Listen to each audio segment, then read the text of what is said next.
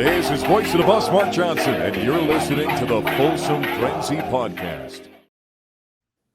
Welcome to the Folsom Frenzy Podcast. Today we've got Chase, Jake, and Shreyas. Topher couldn't be bothered, and it's been a while since we recorded an episode. I, in the meantime, graduated from a class at Stanford, went to Japan, bought a house, and Jake and Shreyas, I guess, have exclusively been golfing the entire time. Pretty much, just golf. That's it.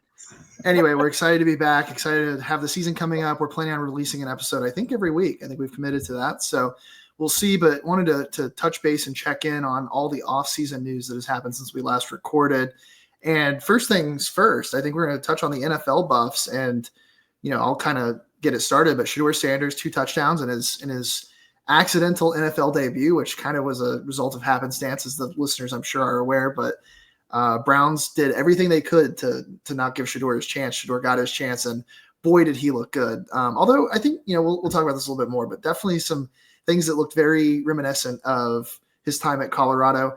Travis Hunter had a great start. Jimmy Horn got involved a little bit. I'm trying to think of the other Will Shepard made a catch. Chase, I can read it out real quick. So Shedeur had 138 yards, 2 touchdowns. LeJohntay Wester, 2 receptions, 41 yards, 1 punt return touchdown. Jimmy Horn, 4 receptions for 15 yards. Will Shepard, 2 receptions for 20 yards. Travis Hunter, 2 receptions for 9 yards. Xavier Weaver had a touchdown catch. He had 2 receptions on the day. Shiloh Sanders, 1 tackle, 1 big hit on the QB, just to bring the pressure. BJ Green had a tackle and 1 QB hit. And then Cam Silman-Craig had 2 total tackles. Yeah, I thought I saw Derek McClendon get involved too. Yeah, I think he had a sack, right? I think so. I think I saw a highlight of that. So it's really cool seeing actual buffs in the NFL again. This used to be normal. Like I don't know what the age bracket is of the listeners at this point. Some of you remember this used to be super normal. Like, oh yeah, there's Tyler Brayton. There's just list off tight ends, Daniel Graham, Joel Kloftenstein, like all these guys. Just it was normal. And then all of a sudden, boom, it's all gone.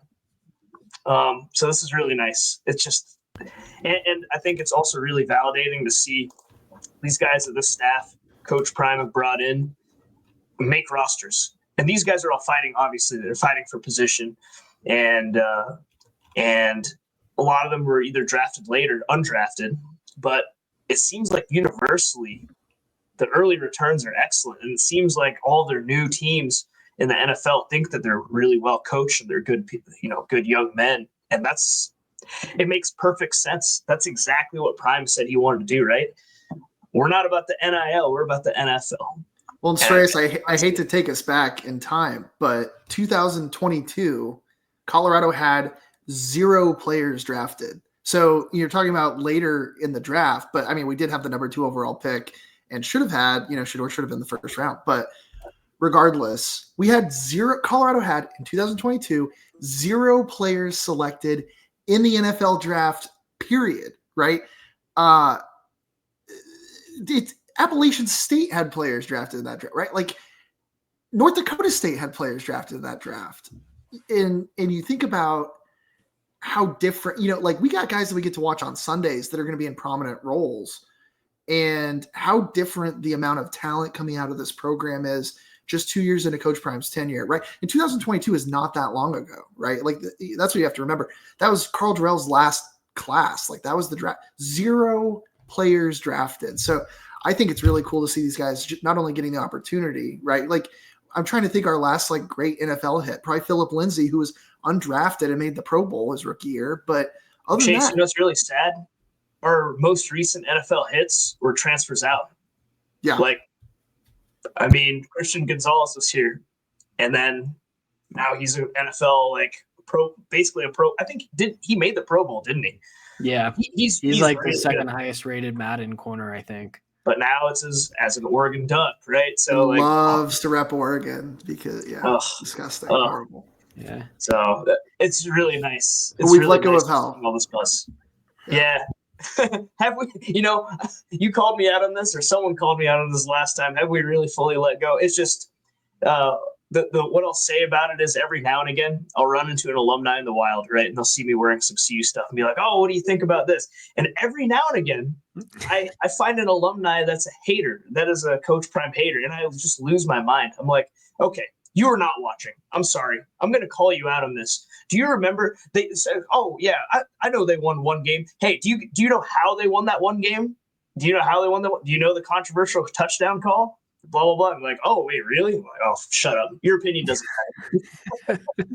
You don't understand what we actually went through. You're just trying to you have rose-colored glasses about what happened in the '90s." So it's just really nice seeing all this buzz now, and this is going to help with recruiting.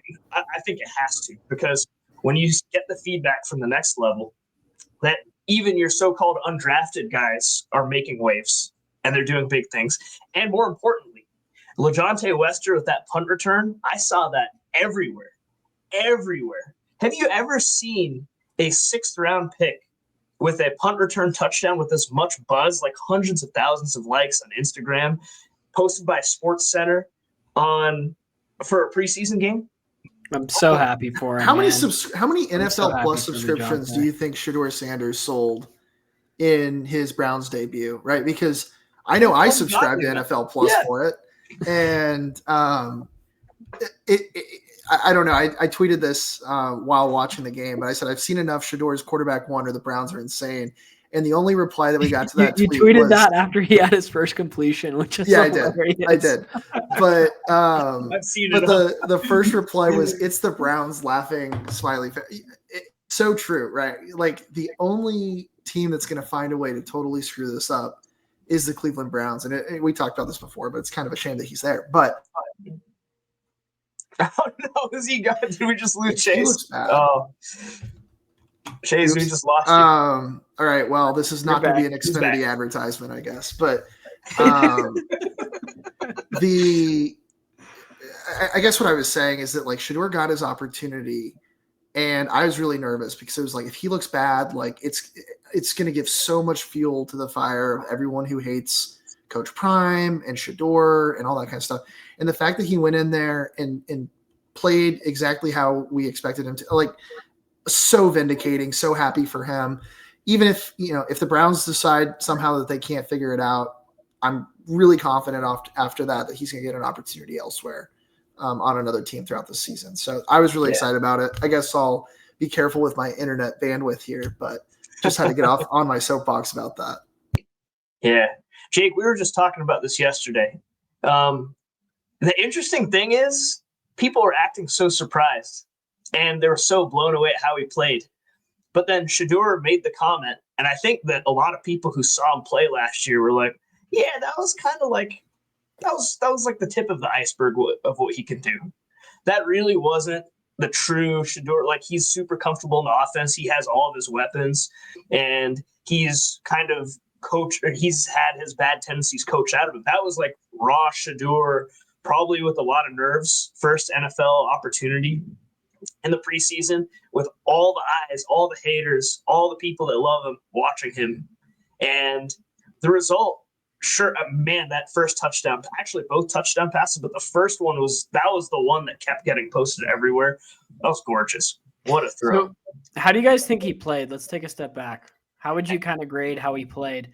I can start just because I've been quiet here at the beginning, but I thought he did what he needed to do. And like you guys were saying, I was so nervous too, because Shedeur doing well in the NFL is going to do wonders for Coach Prime's coaching career and also do wonders for the University of Colorado recruiting. He said he wants to give NIL back to the program. It's going to do wonders for CU if he can do well. So we were all cheering for him. I know that for sure. I was disappointed to see a slow start, but it makes a lot of sense. First preseason game, his dad's not the coach. It's a new environment. So much pressure's on him. And he got off to kind of that slow start and got a gift. I think both of his touchdowns, he was within their 50 potentially, like good field position there. So I was happy he got those gifts, and he made a couple of dime throws, right? That the throw you just mentioned, Strayus, that first touchdown, absolute dime. Even that throw to the wide receiver who caught it one-handed was a little bit kind of out of reach, but had some great touch on it. I thought it was a good throw overall. So he had those good classic Shedeur throws. But then he had a couple of moments where he looked like a rookie, right? He threw that, I think it was a slant route, and the corner came over, was right in the corner's hands, should have picked it off, and luckily he didn't. That was a big break for Shedeur. And then a couple of times where he was scrambling, trying to avoid sacks, probably should have got rid of the football earlier, even just throw it out of bounds, get out of the pocket, throw out of bounds. But he did his normal run around 20 yards into the backfield and luckily didn't get sacked. But he's going to have to clean that up, I think. But I think overall, grade-wise, Shedeur himself gave him a C+. I'm going to give him a B+. I think he did a good job, but I think he did make some mistakes, and I think he's going to clean that up, and I think Shedeur's going to have a good career in the NFL. What do you guys think? Well, I think I said this probably 300 times last season, but I always wished Shedeur would run the ball when he needed to more, and that was what I was most excited to see. And I don't know if it's because he was protecting himself in college and now that he's at the NFL trying to get an opportunity, but it was only 4 carries for 19 yards. But seeing that part of his game, if he could really develop that, I think he is a legitimate dual. I think he has the raw skills to be not a plus runner, but a decent runner, and you can really hurt teams in the NFL that way. I think it's an A-. I think you're a rookie playing. You didn't get any first team snaps or very few the entire time. I have a hard time saying that was not an A performance. And I think he definitely, because what he had to do was sell himself to the NFL. And even if it's not with the Browns where he gets the opportunity in the regular season, I think he did exactly what he had to do with really poor resources up front. I think we have to remember that, right? He was not getting first team reps during camp. I don't think at all, right? I think very few, maybe right before he started. In the game, it was second team versus first team. The Browns' second team offense versus the Panthers' first team defense. Granted, the Panthers are the worst defense in the NFL last year statistically, but that's a great point. Let's not ruin a great story with some details, Jake. That was last year, though. Chase, I think that was a good grade. I think the A- is perfect because what I was really looking for there is Shedeur going to make an NFL throw and show people an NFL throw? Because there are a lot of preseason heroes, guys. We know this. We've seen it happen before. We've seen it happen. Oh, look at this guy. Yeah, I mean, it even happened earlier in the preseason with the Eagles. I can't remember who the Eagles backup is, but he came out and was balling out in that first preseason game. And then some Eagles fans were even talking about oh, you guys, they added all the teams that were looking for quarterbacks and said, you could have them, but it's going to cost you a first round pick sort of deal. This is just normal. I mean, preseason stuff. Kenny Pickett too had a great first preseason when he was a rookie. And I mean, Jarrett Stidham for the Broncos had a great game for the Broncos. Jarrett Stidham tore it up yesterday. That was crazy. But no, Broncos aside, what we really needed to see there, what I really wanted to see anyways, was big time NFL throws. And that's where that first touchdown, the pass to Sal Cannella, and then the second touchdown, the 2 touchdowns to Davis, those were big time NFL throws. A- because watching it was super duper reminiscent of the good and the bad of what we saw in Boulder. We saw him hold the ball too long and scramble around in circles. One time he was able to throw it away, but it was on 4th down. That 4th down play was odd. In retrospect, it felt like the Browns were trying to prove a point. They were trying to challenge him into something because that 4th and 1 was like a Pat Shurmur call. Why are you empty backfield on 4th and 1? That's crazy. That's wild. That's I remember Pat Shurmur did that on several occasions. And I was like, why would you do that? This is a pro Pat Shurmur podcast, but I just want to remind everyone. I think you're outvoted on that take. Yeah, no, but anyways, we saw that. We saw a couple kind of dangerous throws. And there was one, the one that I was mentioning to Jake yesterday was, it was one that wasn't close to getting picked off, but it was incredibly reminiscent of the pick 6 against Nebraska in week 2 last year, where you're inside the opposing team's red zone, inside the 10-yard line, and then you throw out to the boundary with a cornerback that could have easily jumped the route and taken it for 6 the other way. And maybe on a better defense, maybe if he plays against Jacksonville, Travis Hunter definitely would pick 6 that one, So yeah, but the thing is, like, he's a rookie, man, and realistically, let's call it what it is. He's obviously not a 5th-round talent, but he was a 5th-round pick. So 5th-round picks typically don't get this type of action, and for him to come out as a 5th-round pick, but also to have immense expectation and the weight of the world seemingly on his shoulders, he came out and did exactly what he needed to do. And CU will pay major dividends for CU because everyone was on board. I mean, so anyone, like, as far as players, like, you saw people on other NFL teams that were tweeting at him and congratulating him for what he did. You saw LeBron James do it. This is obviously a very big cultural moment. And so that is immensely good news for Coach Prime and the Buffs. And now that Coach Prime is back too, we know now why he was kind of off the recruiting trail for some time.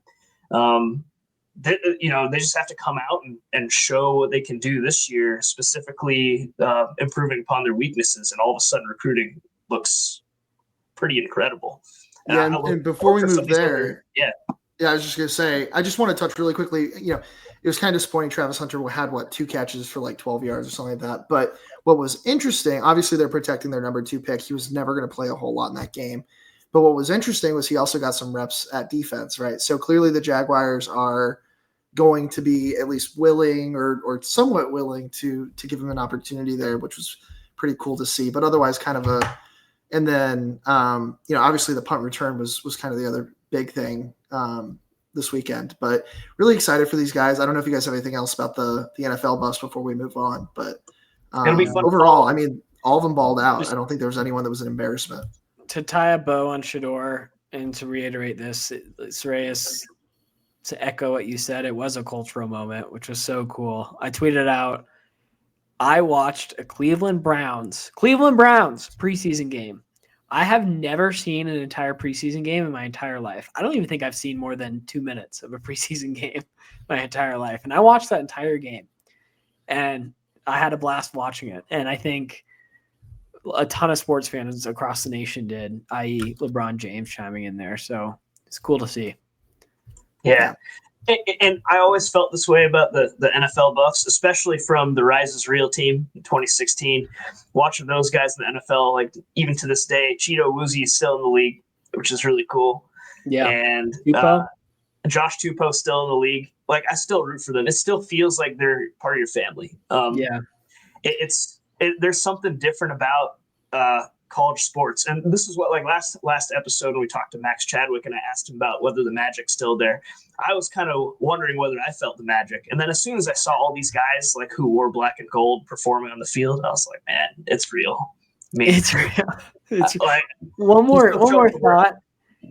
It's so awesome that I finally have someone that I can cheer for who has as much swagger as Shedeur Sanders does. I'm not a LeBron James fan. I'm not a Tiger Woods fan. I'm not a Tom Brady fan. Not a Tiger Woods fan. That's crazy. We'll come back to that. But like, even for like my hometown teams, right? I have Nikola Jokic, but he doesn't really have the swagger, right? He has negative swagger, is what he it's not probably it's harder, but anyways, it's not like an Anthony Edwards or a Shea or a guys that have swagger. Shedeur Sanders has swagger. People talk about him. It's so exciting that he's my guy. The last time we'll have that forever when he's in the NFL. The last time we had that in Denver was probably Shannon Sharp. Shannon Sharp was that guy. I don't know if you guys remember how much of that guy he was, because he's obviously always in the news now for some negative things and for some positive things recently, obviously. But nevertheless, over the last 20 years, he's the same guy that he was when he was in Denver, right? Yeah. We're killing the Patriots, come on, Some other guys. Really cool seeing that again. Like Peyton Manning was good. He didn't have swagger. The guy who maybe might be close is Nathan McKinnon, but I don't know how much swagger hockey players can have, but I think he has it for hockey. I don't know. Yeah. Yeah. It's different. And then the Rockies. Really reaching there, Jake. Yeah. Let's move on. And I was 6 years old when Shannon Sharp left the Denver Broncos, Reyes. So that's just not something I can really connect to. How do I reach these kids? All right. Well, we will move on. And I forgot to use our banners that we pay all this money for. So, I'm going to show it really quick and then turn it right off. But moving to the big news. So, Coach Prime away from the team there for a while and ultimately had a presser, discussed, struggling with bladder cancer. It sounds like they were, successful with the surgery, able to remove all the cancer, but definitely going to be some health effects that, obviously we want the best for him, just generally health wise. And we can talk maybe a little bit about, the health facilities that he had access to at Colorado that might've actually legitimately, been essentially saved him. Right. But, we also want to talk about kind of the effect on this season and kind of for the long run for the team. So, I don't know who wants to start off, Jake Strayas, kind of talking about that and really glad, obviously that he's doing well. One thing I got to get off my chest because I didn't get it fully off my chest on the Crane and Company podcast was Blaine Crane. We were on the Crane and Company show. Check it out if you haven't already. Blaine Crane brought up, even before the show, he's like, why would Dion have a presser? And he's saying Dion, like condescendingly a little bit. I'm like, let's ask me that question live. And he should have totally had a presser. And I wish I gave a more full answer, but I think I did an okay job. But I've been seeing a lot about on social media and just wanted to give my thoughts, but it makes so much sense to have a press conference if you're Coach Prime. A, it gets people to go to the doctor and get checked. If Coach Prime can get cancer, I can too. B, he's been missing for the last 6 months. I mean, he's been on social media, but people knew something was up. So you got to have a press conference to tell the fan base and just be there and answer questions with the media and whatnot. And then 3, he got to share his faith and share how he's grown in his faith with God. And those 3 things are so important, right? And I think it was totally necessary to have a presser. And I think it's insane to even question that. So I just had to say that really quick, get that off my chest. Let me add on. I think almost everyone's been affected by cancer, right? Cancer is just such a scourge to society. My goodness, if you have had to deal with this in your family and you question why someone would have a press conference for it, something is wrong with you. It is like when I recently had to deal with this last year in my family. And when we got through it and we rang the bell, I would have, I would have gone to the top of the building and screamed it to everyone.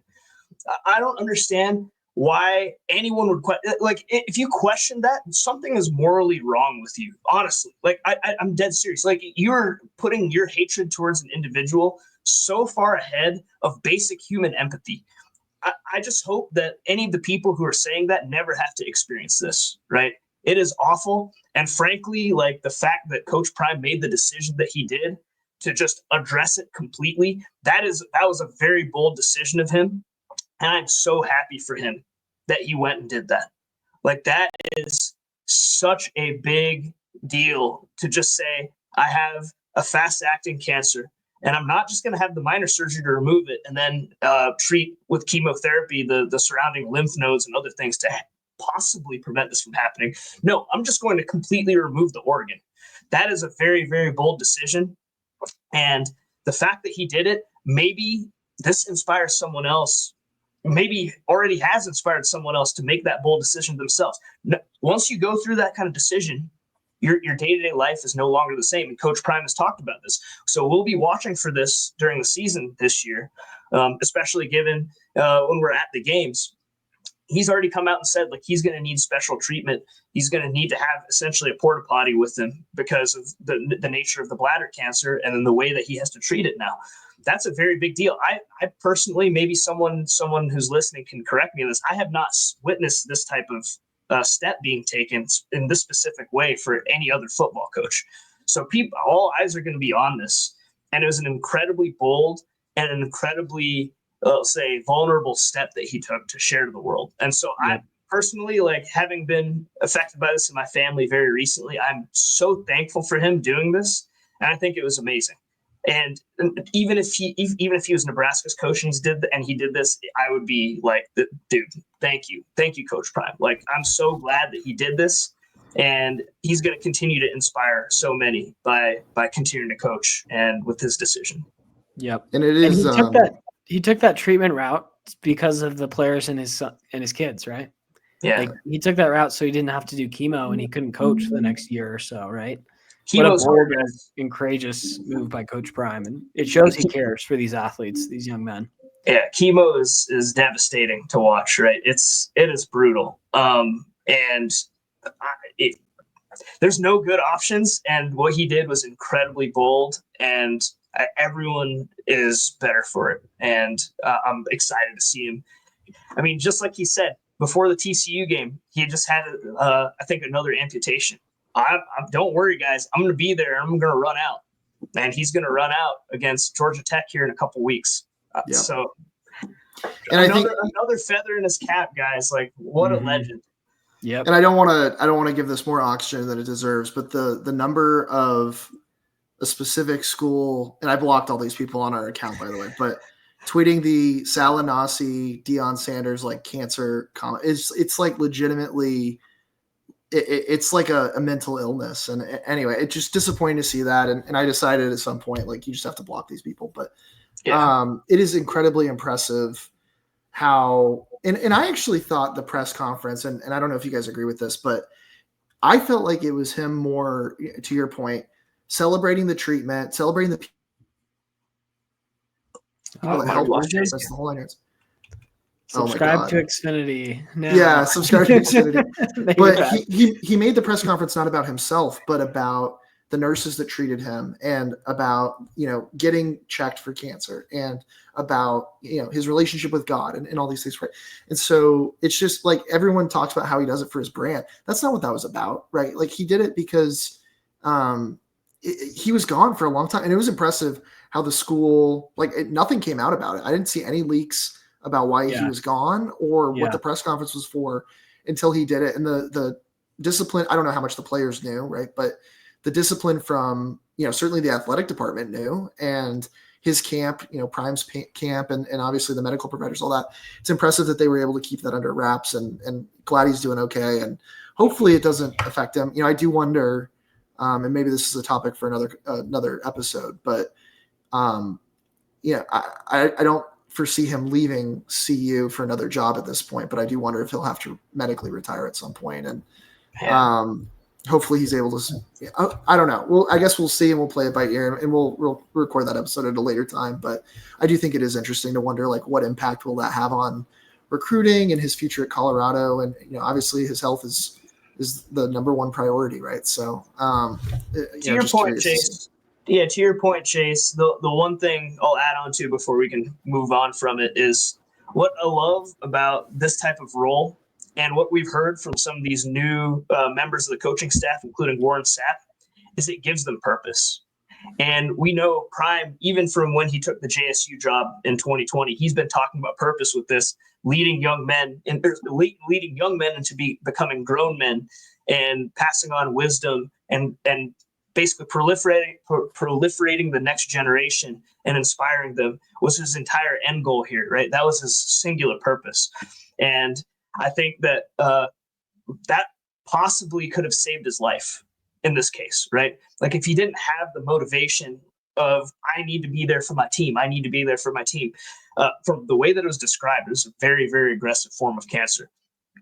It's hard to wonder. I mean, it's easy to wonder, easy to wonder what kind of decision-making would have been if there wasn't, like, I need to take care of my kids, and not just his biological kids, but his team.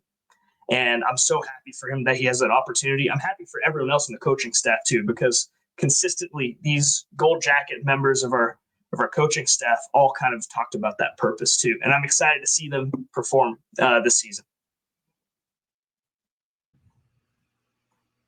All right. Well, I think we'll move on to I know we're late on the Coach Prime diagnosis, but we did want to touch on it just from kind of the alumni fan perspective. But moving on to camp, getting close to week. I mean, I guess I don't know when we're going to release this episode, but just a few short weeks until our week 1 matchup against Georgia Tech. I have been wearing my 1990 National Championship Colorado shirt around quite a lot here in Atlanta, Georgia, to remind everyone who the true champion is. I know that they've said that comments on your CU gear. No, actually surprisingly little, but maybe it's just about. I also don't. actually think there's that many Georgia Tech fans in Atlanta. Like they're all UGA fans. But that's a whole nother topic. But Well, more so Colorado fans, like Coach Prime fans. Oh yeah, true. And maybe when Dukes comes on, we can talk about that. But there's a little allude to a future guest, hopefully on the episodes soon. But anyway, talking about camp, I'm going to give my hot take here first and foremost before my internet decides to blow itself up. I think wait, give me a second. I need everyone sit down for this one. I think from what I have seen from camp and from me thinking about this critically for about 5 minutes, I think our wide receiver core, despite losing Travis Hunter, despite losing Jimmy Horn, despite losing Will Shepherd, I think this year's wide receiver core will be as good or better than last year's team. And I think that's largely going to be because of Miller and Miller, our law firm wide receivers. But yeah, I legitimately, I am absolutely drinking the Kool-Aid on this wide receiver group. I'm drinking the Kool-Aid on the O-line group, and I was not a believer last year. I am definitely drinking the Kool-Aid on our secondary. I think this team, like the over 6.5 win, and maybe this is for another episode because we might do our win prediction later, but I think over 6.5 is the easiest bet you can make all year next year. I think this team is actually really good top to bottom, and I think our quarterback play is going to be quite good. So anyway, that's not really anything specific from camp, but those are my overall thoughts before you guys come and give some bland takes about how you think we're going to take a step back at the wide receiver position next year. I mean, I need to refute that a little bit. I definitely disagree, but I think the wide receiver group will be good.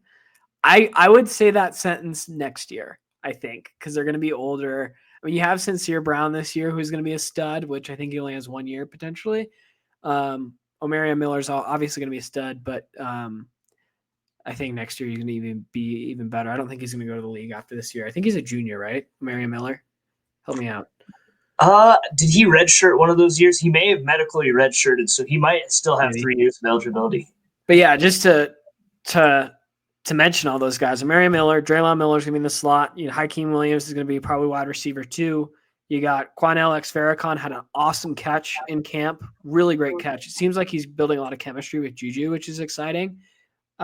Even Cam Michael, I think, is a guy who's going under the radar, but I think Joseph Williams, come on, you forgot one of the biggest names. Thank you. Yes. Who else am I forgetting? I feel like I'm forgetting a bunch of guys here. Hestra? What's his name? Jack Hestra. Yeah. Isn't he a walk-on? Does he look good? I think he's a transfer, I thought. Dang, now I'm going to have to look. He's, I think, underrated. Underrated that Jake does not even know his name or whether he has a scholarship.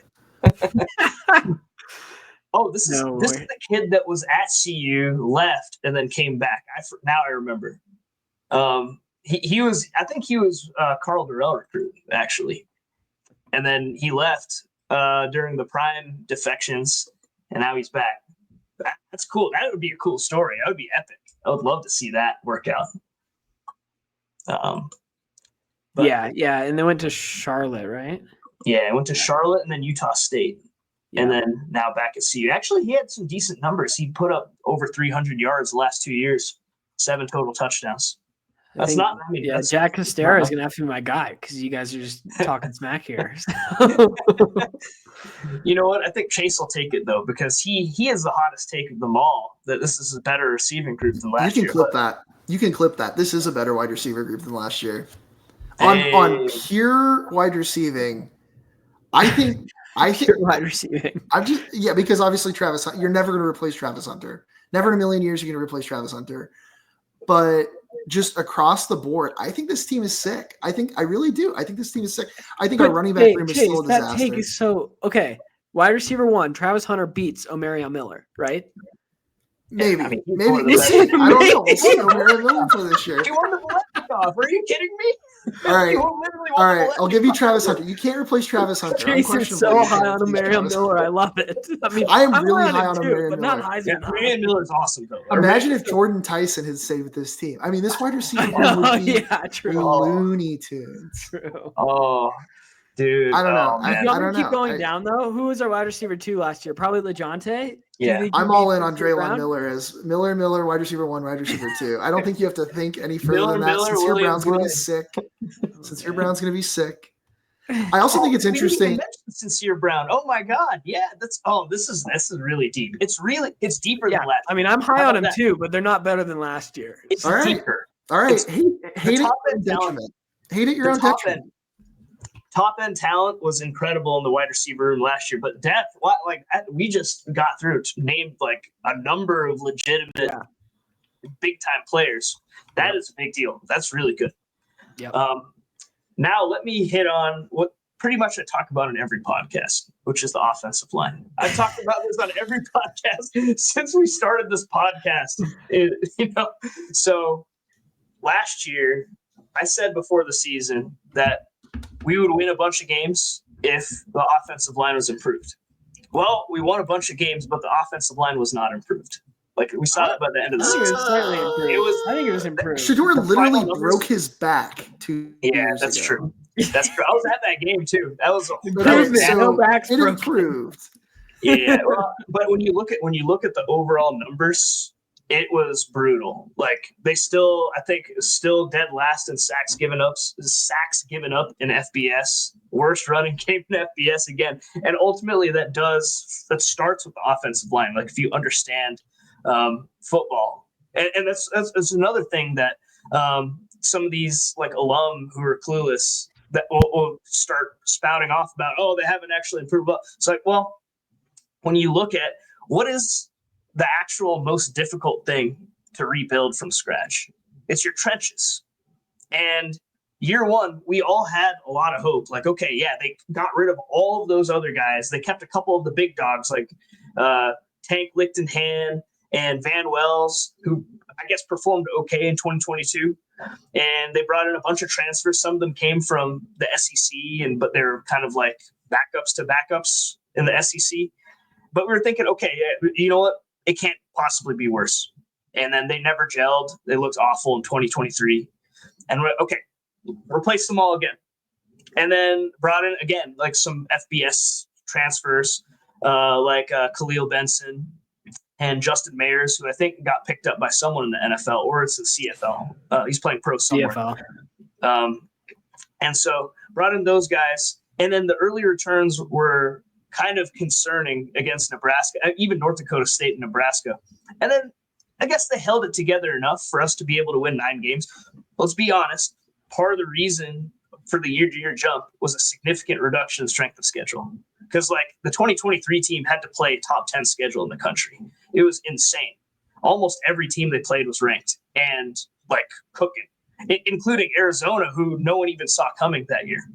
So coming into this year, it's kind of the similar. I wouldn't say it's identical though, because we have one very important returning starter, right? Jordan Seaton, very, very, very important. And you put him in left tackle, and both of our quarterbacks. One of them is mobile, which is also a great way to disguise challenging offensive lines. And then the other one is at some point going to come in, hopefully, and he's going to be profiles to be very similar to Shedeur and being a pocket passer. So we're going to really need that, like Jordan to be the anchor. And I think by all accounts, like he should be. And then the early returns we've heard about guys like Zy Chrysler and some of these other guys that they brought in are excellent. Xavier Hill. Xavier Hill Hill's is going to be another really anchor. The left side of that line is going to be phenomenal. Xavier Hill is probably going to slide in at left guard. Another guy who's been looking really good in camp is Larry Johnson. I'm drinking all the hype on that young man. He had a clip where he just like rolled over a defensive lineman, and he's a big boy, and I think he'll slide in there pretty well. Who are some other guys? Chauncey Gooden had some good clips come out. Tyler Brown is in the mix. He probably is going to be third string, and that just goes to show you one of the starters last year. We love Tyler Brown, but it's probably a good sign, you know? Yeah. Man, who else? Roy Jr., Kareem Harden. Yeah. It's a big deal. So all that said, this is put up or shut up time. And I think I believe it. I do believe it. I don't think that these statements would be made in a vacuum. I know everyone's talking about, they're doing all these things. We're going to protect Shedeur. Like, that's the thing. Operation Protect Shedeur, Protect 2, all that talk. I think this is different. They know at this point, they know that they don't have a quarterback back there that's going to be able to bail them out in that same way. Although we'll see how it pans out by the end of the season. Caden Salter is a very talented quarterback. Obviously, Juju Lewis, extremely talented prospect. He's only 17, though. So we'll see when he's going to be ready to come in. But we're going to be leaning on these guys. And we also have 2 straight years dead last in FBS and rushing yards. So our stable of running backs, albeit lighter now, having Augustive transfer out, that hurt. But then the return of like Dallin Hayden. Dallin Hayden had a big run in camp. But that run, I was a little bit concerned about how the linebackers had their run fits. But yeah, Dallin Hayden had a big run, and we'll see. We've heard reports about DeKalen Taylor. So that, I believe, transfer from FCS, and he had a pretty big year last year at Incarnate Word. Is Incarnate Word still FCS? I can't remember anymore. All these teams are shuffling around so often. But either way, like we've heard, Pac-12 is FCS at this point. Yeah, I mean, basically, yeah, it's basically true. So, I did make one mistake, by the way. I forgot about Joseph Williams, and I think we need to talk about him in the wide receiver room, which, by the way, is an upgraded wide receiver room from last year. American Freshman of the Year was going to go to Utah, flips to Colorado. He is sick. He's not even going to be a starter in this wide receiver room. That's all I'm saying. I'm going to leave it. It's crazy. I just felt like we hadn't talked about wide receivers for a while. This wide receiver room is so sick. And I think Micah Welch is definitely going to be our starting running back. I think he's going to be decent this year. I don't know. I would love to see us actually run a tight end for a pass play on purpose just one time this year. But it's Colorado football, so we know we won't see that. Thank God this wide receiver room is bananas talented and is going to be so good this year. Our tight ends are better this year, a lot better. Yeah, I've heard that before. Yeah, I've heard that every year. I'll believe that when I see it. What I don't need to believe is how much better this wide receiver room is, because it is awesome. Well, that's a decent hill to die on, I think, because they're going to be pretty good. Hey, have you guys heard any reports about the kicking situation? I know our guy Mata is back in the mix, but then they got the transfer. Buck Buchanan. That is a big. Let me put it this way. I now own an Alejandro Mata jersey. I do not own a Buchanan jersey. And I'll fall off the Alejandro Mata bandwagon when I'm dead. So that's my stance on that. I got to stick with our guy. We got to stick with our guy until proven otherwise, and we won't be. So. I didn't know you guys got all this merch. We need to get him on. But now that I think about it, we should probably do our kicking segment while Tover's not here, because we can get it done in about 30 seconds. I've heard this kid can actually kick touchbacks, which is something we haven't had since Colbecker. No, I mean that's huge, right? Especially at it totally changes how you can play, and hopefully. It is huge, and no one's talking about it. The Baylor game was close solely because we couldn't kick it in the end zone. Yep. Yeah. I mean, so I get that BYU was really physical, and we were probably going to lose that game no matter what, because of what we've been talking about. Every physical team that we played last year beat us relatively soundly. Like, if you consider that Kansas final score was probably closer than the game felt, and the Nebraska game wasn't close.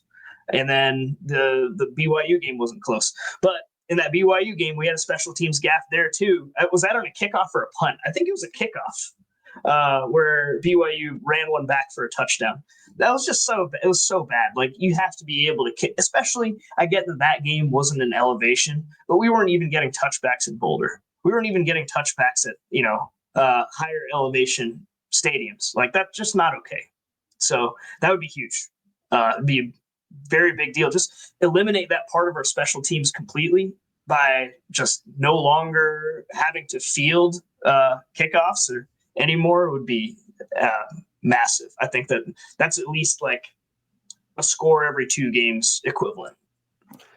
Yeah, really quick. I want to touch on the assistant coaches because I think that's a big story of this season. And I don't think we're going to touch on it too much next episode. And we've met a lot of them in press conferences.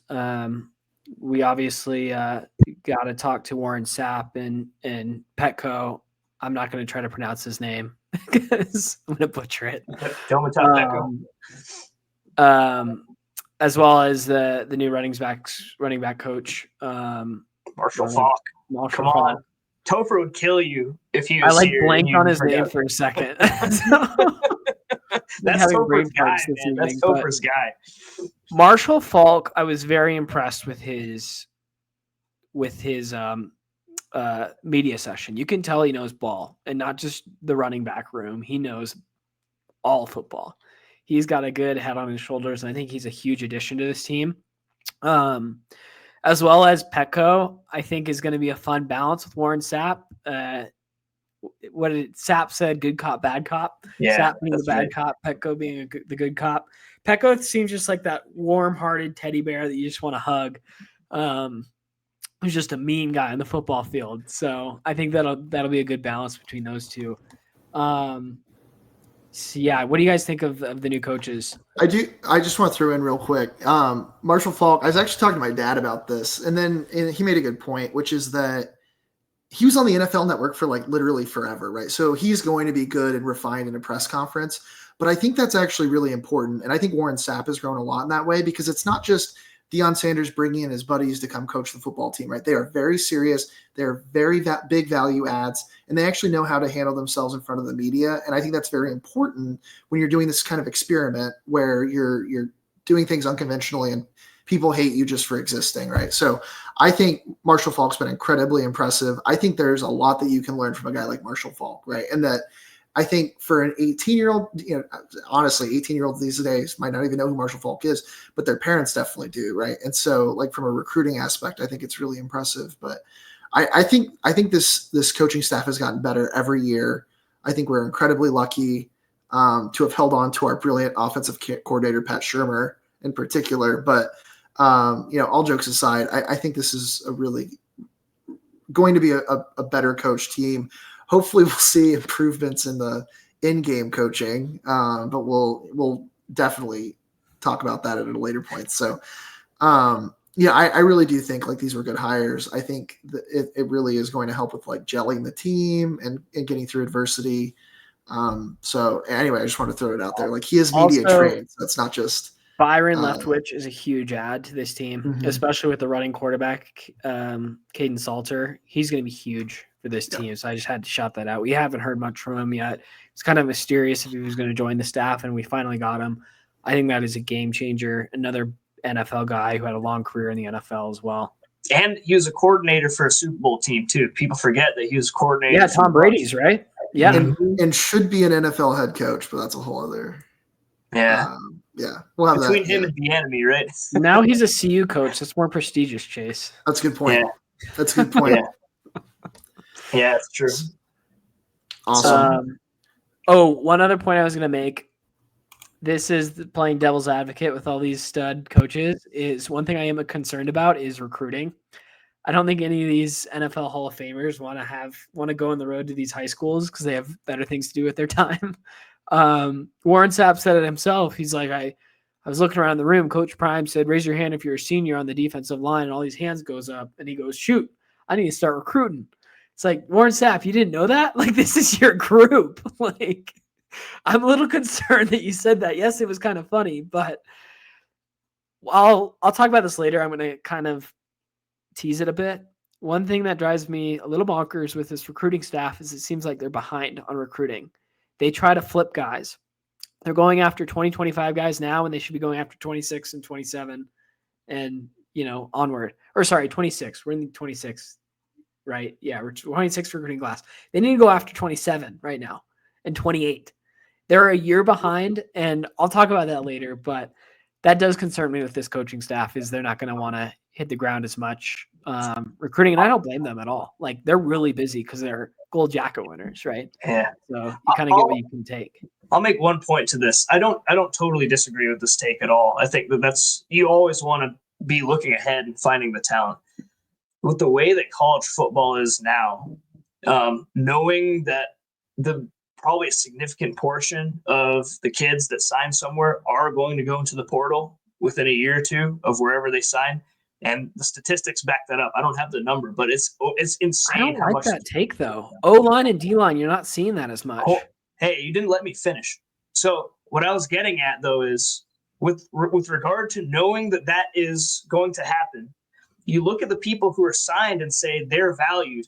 Someone else also evaluated this. It's like the same thing as like why when you are recruiting someone to be in your team at work, having someone that works in that same industry, maybe for a different company, is going to be highly valued to bring onto your team, because you don't have to go through the motions of giving them all the spoon-fed, hand-fed basics of how to be a functional college football player. They already have kind of the basics, or someone else has also evaluated them and found this. So I like I said, I didn't disagree with you, because there are definitely some key pieces where you just can't cobble, and we've seen this for the last 2 years. You just can't cobble together trenches. And so when it comes to the skill positions, I'm not worried at all about recruiting at this point. I think that this staff, as long as they are here, are going to find a way to get great skill position talent. Mm-hmm. But it's getting the Jordan Seatons, it's getting the Carday Smiths, it's getting these guys who they can develop and gel together over continuity over multiple seasons that are going to make a big difference in continuing the upward trajectory of the program. So it's kind of like an interesting middle ground. And I really hope that this year's team shows out in that specific regard. Like win and loss record aside, I think I may even said this in the preseason or in the spring, but win or loss record aside, I want to see some very clear improvement in the trenches, because that will bode so well for all of this moving forward.